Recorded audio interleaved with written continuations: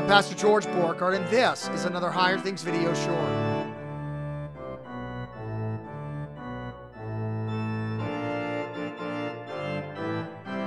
Pastor Borghardt, what happens if I'm sinning when Jesus comes back? Good question. Jesus says, if the owner of the house had known when the thief was coming, he wouldn't have left his house empty. He'd have been there when the robber showed up. So you be watchful and prepare, for the Son of Man is coming in an hour you do not expect. So how are you going to prepare for Jesus' coming? A similar question would be, what happens if your last words are a cuss word? Like if you got into an accident and you said, oh, something wrong, and then something happened and you died. Are you lost forever? Are you saved by grace alone and then perfected by what you do? Well, there's one way to prepare for the last day. You can be perfect as your Father in heaven is perfect. You can live perfectly before God. You can have your hands folded at all times for just in case God shows up, and then you can act like the angel. Well, you weren't an angel before, but you could be acting like the angel that you want him to think that you are when he shows up, and then he welcomes in you in heaven because you were perfect. What if you're not, though? What if you go and take a break? What if you go to the bathroom in your preparation? What if you sin? Well, then you'll be lost forever, because all of this is seeking to justify yourself before God and stand before God by what you do and don't do. And this is called the religion of the law. You will not be saved by living right and being perfect when Jesus comes back. You see, you are saved. You stand before God not by what you do and don't do, but solely by the grace of God in Christ Jesus.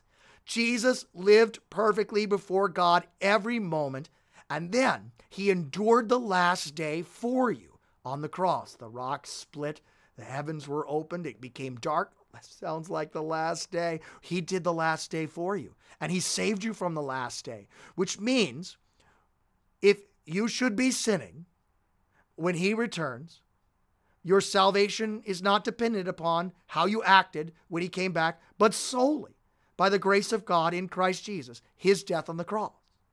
And if you should be not saved, sinning when he returns, you are not saved because you weren't sinning. You're saved by Jesus alone. Now, am I giving you permission to willy-nilly sin? Well, you don't need my permission to willy-nilly sin. You do that anyway on your own. I do that anyway on my own. I'm not going to be perfect when Jesus comes back because I can't think of a moment when I'm not sinning. I'm sinning in church. I'm sinning in Sunday school. I'm sinning in my prayer. I'm sinning all the time.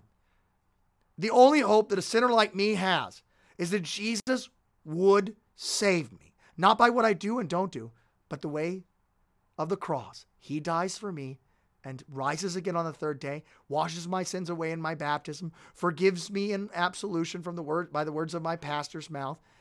Or he puts his body and blood into my mouth to eat and drink for the forgiveness of all my sins.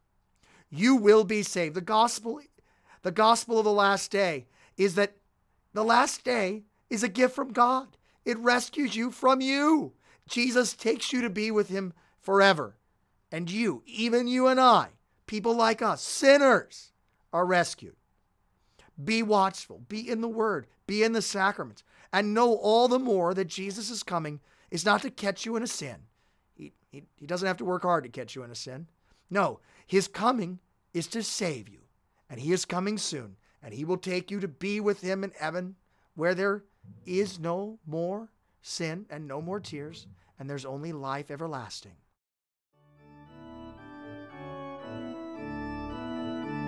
I'm Pastor Borghardt, and this is another Higher Things video short.